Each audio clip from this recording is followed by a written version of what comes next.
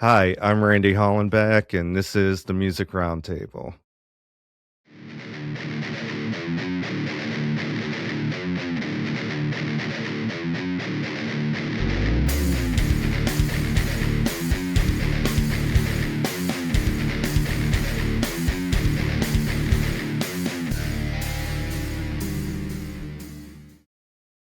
Today on the show, we have singer-songwriter Caleb Kopta. What's happening, Randy? Baby,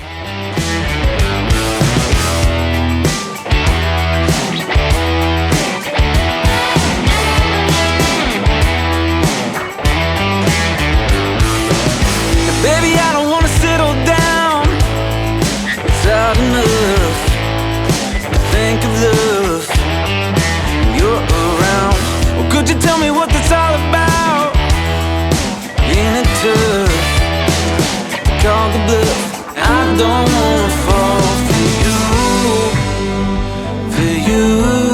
no, for you. 'Cause I just can't quit it. If you want it, you can have it. 'Cause I can't, no, I just can't quit it. If you want it, you can have it. 'Cause I can't, no, I just... Caleb, last time on the show was October 2024, and we talked about your songs Pour Over and Out of My Head. Catch us up on what you've been up to. Oh man, 2024. I remember that. That was a fun one. I was at my last house in my little basement studio. We did that little thing. I've released, unfortunately, only 2 more songs since. It should have been like 8 or 9 or like more. So I gotta get some things in the works. But I have a handful of songs I've been working on over the past year that I'm really hoping that I can finish up here within the year and have something closer to an album than an EP. But I always seem to overpromise and underdeliver, so I got to get better at that. I know you had like some kind of challenge going on for yourself, like 6 songs in a year or something like that. Yeah, that was my goal for last year. I started that, and it's been like a process of the past few years, like just trying to encourage myself to, I don't know, stick to some type of goal. And then, I don't know, I've lived a lot of life, and a lot of life has happened for me in the past 5 years of my life. So it's been more difficult to stay focused than I want to admit, I guess. Yeah, I was in the middle of that last year, and then one of my cars died on me, and I'm like, well, I don't have a car anymore, and I don't have the money to get a new car, so I guess I'm going to learn how to fix a car. And then I spent all summer learning how to fix cars after that, and then I kind of stopped my vlog series once that happened. So yeah, I realized through that process, just take public transportation and keep making music instead. Yeah, adapt and overcome. But I feel like Bruce Springsteen a little bit, I think he worked on cars or something. I don't know. It's good to learn stuff like that too, just in case you need it. Like, say you're out on a back road and you break down, I can change the head gasket now. There's that. Okay. Here's a question I've been asking a lot of musicians. What is one thing you would like to see change in the music scene or the music industry? I think like maybe on a local level, I have always been a proponent of trying to create more community, make it more collaborative or more uh, less clicky. And I don't know. I feel like that's sort of the thing. Everybody sort of falls into their own clique or group of people, and I've never loved that. I guess if people were to look at me, they would maybe think that I have my clique or something like that, but I don't really feel that way, I guess. Um, yeah, and I think that's the main thing. I've seen a lot of that, unfortunately, in Pittsburgh, where people, I don't know, kind of stick to their people and aren't really willing to cheer on others outside of their circle. So that would be my main thing, is being able to see more, uh, just more community, more openness to it. Okay. Okay. You got Millvale Music Festival coming up.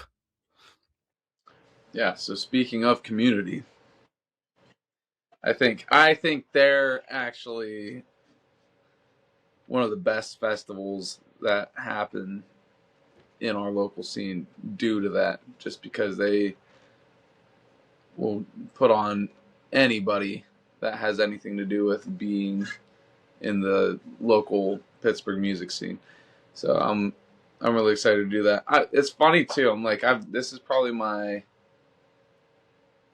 fourth time playing Millville. Pretty sure my fourth time playing Millville. And early on, I'm like, there's a chaos to it that, like, in the beginning, I was like, man, this is rough. This is hard to deal with. Uh, I've learned to love it now. It's like part of the charm of playing Millville Music Fest is, like, it's going to be insane and chaotic and crazy, and load in is going to be nuts, and trying to find a place to park is going to be impossible. But, like, those are all the parts of it that you kind of start to look forward to after doing it 4 or 5 times. You're like, all right, cool. I'm ready for the chaos. It's honestly, like, there's nothing like it.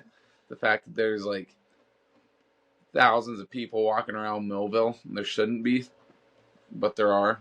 And then you're like, wow, people actually care about local music, and it's really cool to see. It's we did the small stage 2 years ago, and that was my favorite Millville experience yet, because that place was packed. There was probably like 1,000 people standing outside the stage, and they seemed super engaged, like they actually wanted to be there and listen to a stranger play music, which I feel like you don't always get that, even in a venue, if you know what I mean. Yeah, I was there at that show. I got some video of that. Yeah, that was a real good, and it was nice that day. Usually it rains on Millville Music Festival, and it was nice, and there was a lot of people out that for that one.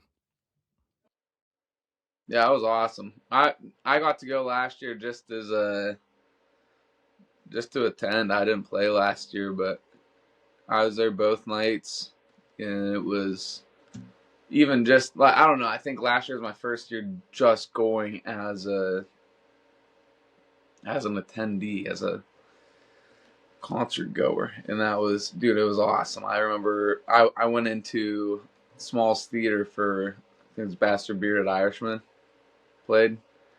They had a whole mosh pit going on in there. I was right in the middle of it, just getting beat up. It was so cool, man. Having a great time.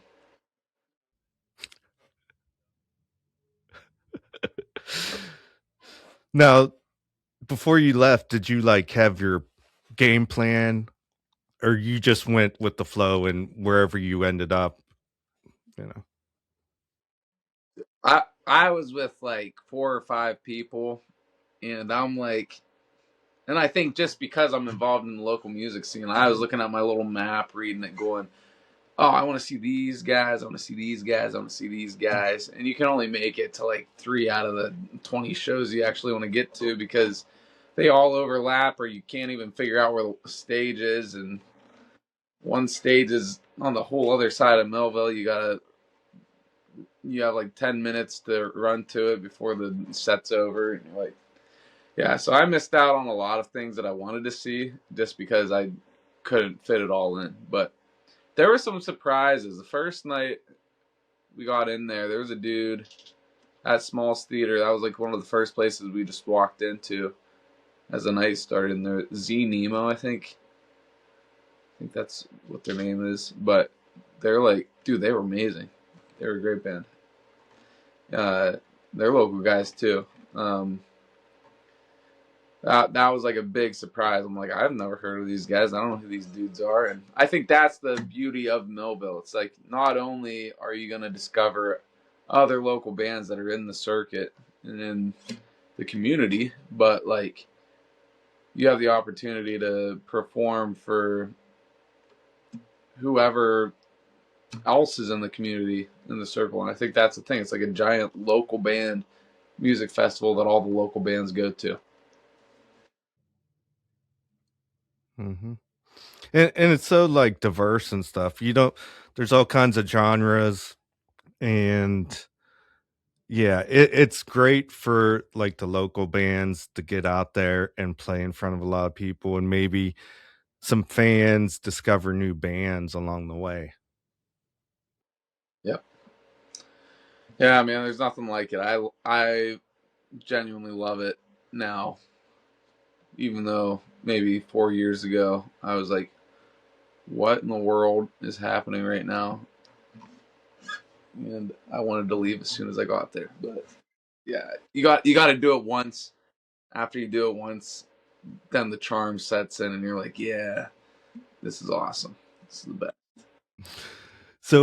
So what night are you playing?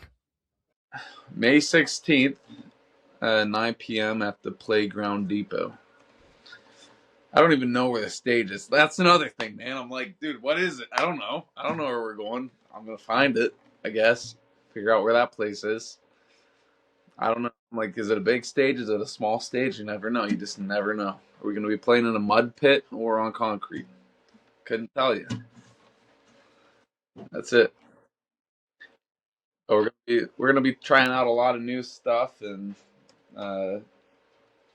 we had practice for it last night, and it's sounding pretty good. So pretty excited for it. Awesome. Let's talk about a couple songs here. This the first one is Can't Quit It, and it's like a harder rocking song. It's not like your normal stuff. How did that come about? Do you just wanted to experiment or what? Album. I was listening to James Bay, Electric Light, which is weird because like you're not. If you think of James Bay, you're like, oh, that's like the dude that sings like soul songs or whatever. But he put out this album called Electric Light, and there was a song called Wasted on Each Other that was the like opener of the album, and it just had like a blues riff on it. Like it was like a like just like kind of like a riffy slide guitar rock thing, and I'm like, oh man, I love that. Just 4 on the floor, like whatever. I'm like, one day I don't know, I just sat down. I was really inspired by that album. This was like 2018, so this was a while ago, and I just like wrote that riff. I was just sitting there messing around. I'm like, and then I'm like, oh man, that's sick. So I just ran to my computer and recorded it real fast and just built everything around it. So I don't think it was really originally meant to turn out being like a heavier riff like it is. It just like it's just what came out, man. It wasn't even like a thought out thing. And I think that's how a lot of tunes that I end up liking that I make come about. I'm not really thinking it through. I just write something. Yeah. I like it because it does have that bluesy sound to it, you know. Yeah, yeah, it's a cool riff, and I sat on that song for a long time, just feeling like I don't know. This was crazy, but I remember back in 2018. That's like before Kanye was crazy, and back when he was still cool. And I was listening to a lot of, I think, Life of Pablo then, and I was like, man, I don't know why, and I can't tell you why, but like I feel like if Kanye produced this song, it would be perfect. So that was like always in the back of my mind was I wanted there to be like some vocal chops and like weird elements that never really made it into the final recording. So I don't know. The version that Kanye would have made in 2018 is still out there somewhere in the other, but never came to be. Tell me, baby, can you read my mind? Or could you take your time? 'Cause I wait in line, but I'm not that kind. Well, baby, I'm the one who runs this town, yeah. I'm gonna stand my ground, 'cause you know I found I don't wanna fall for you, no, for you. 'Cause I just can't quit it. If you want it, you can have it. 'Cause I can't, no, I just can't quit it. If you want it, you can have it. 'Cause I can't, no, I just can't quit it.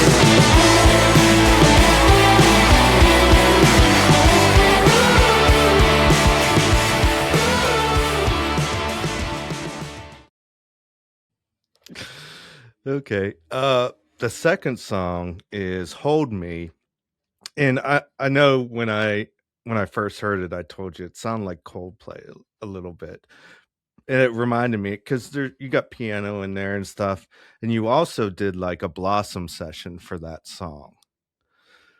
Tell me a little bit about that song. This is weird because I'm referencing James Bay again. I love James Bay. James Bay is like one of my favorite artists. I'm like, but that was another one I started making, and I'm like, oh man, this is giving me vibes that feel like Us by James Bay, and so I just kind of followed along with that song. I wanted to make something that was in that sort of a situation. That Electric Light album was it's like one of my favorite albums of all time. So like very inspiring to me. Like really has influenced a lot of stuff, especially from that era. But I wrote a lot of those songs. Like both of those songs I wrote back in like 2018, which is weird. They're like 8 years old now, which is insane to think about. But whatever. Yeah, I have a problem with sitting on songs, writing songs, and then sitting on them until I feel good enough about them to let them loose. And I got to work on that myself. But yeah, Hold Me just kind of came out the way that it did. I massaged lyrics for a while, just trying to get those right. But that was another one. At first when I wrote it, I didn't understand like what it meant. And as I worked on massaging out the lyrics, I started to, I don't know, it started to take, I don't know, become its own story in my perspective, I guess. So I think for me it's more the story about like being betrayed in love, you know, uh, which connects to me and just the stuff I've gone through. So I don't know, but I think it's cool to at the same time just allow a song to be a song, and however it might connect with you, whatever it means to you is good enough for me, you know. Yeah. And you also did the Blossom sessions. Did you bring in like the backup singers for that and reimagined it a little bit? Yeah, so on the record, like on the recording, this was my first home recording. So Hold Me was the first song that I did by myself on my own. I had my drummer Christian. We recorded drums together, which I'm a drummer too. I played drums on all my songs up until that song. That was the first song I didn't play drums on, which was pretty weird. To like start giving jobs to other people, I'm like this is interesting. But part of that goes back to the collaborative thing. I want to just be more collaborative and see what other people have to offer. Like, are you gonna play a part in the music and do something different or better than I might do it, or that's been great. But in that process, I really wanted to have a choir on the recording, so I threw it out on Instagram. I just put up a story. I was like, hey, if anybody wants to sing on my song, I'm trying to make a choir, so just shoot me a message. And I had a handful of people respond. People that knew music, people that didn't know music, people that knew how to record, people that just sent me voice memos straight off their iPhone. And like, I just had a handful of friends or fans like sending their recordings of themselves singing the chorus. I had like a couple different parts that I wanted people to sing, so if they were interested, I'd shoot them out. But yeah, so what you hear on the actual recording, it's sometimes hard to hear, but all the background vocals are just random people, a whole bunch of random people sending me their own recordings, and I just kind of layered them in there, so they're in there, they're underneath. And I wanted to recreate that in the Blossom session.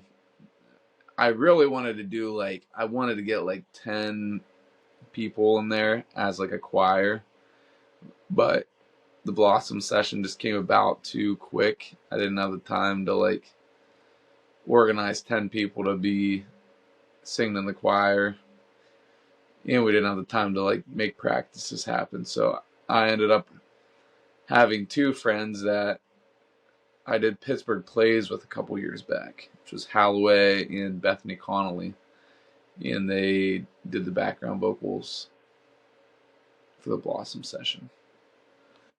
So that was cool. Okay. Now, are you ever going to release that Blossom session song to like iTunes or anything like that? Is that going to be available for people? I don't know, because it's that's also something that is linked to Allie Gibson, who runs Blossom Sessions. I don't know if that's like something she has in mind for the future, to be putting out her versions of the Blossom Sessions as like Spotify versions or not. So I don't know. That's an interesting idea. Maybe we should poke her on it. Ask her about that. I saw you dancing out in the rain. It's like watching a movie. Could picture the frame. Some kind of sadness, some bitter pain. You pull me in closely. I want you to hold me, hold me, hold me, hold me.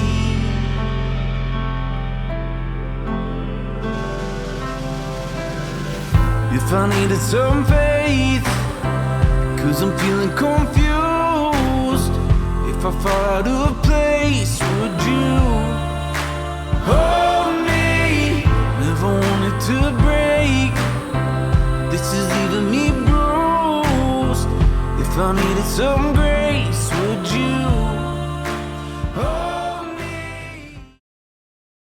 So, What's your plans for this year? Do you got like any shows booked? Do you got music in the works that you're going to release? Right now, yeah, we already talked about last year how I was trying to do the videos for the 6 songs in 12 months, and I have a lot of like songs that are 90% finished right now because of working hard last year and trying to make stuff happen. So I am working through trying to get some of those down the finish line and mixed and mastered, pretty much ready to go. My goal for this year, hopefully, is to put something closer to an album out. Whether it happens this year or early next year, like we'll see what happens. But yeah, I think for the most part, I haven't put too many deadlines on anything yet, just because I don't want to stop the flow. I want to be able to keep the creativity going and like see what comes out of it.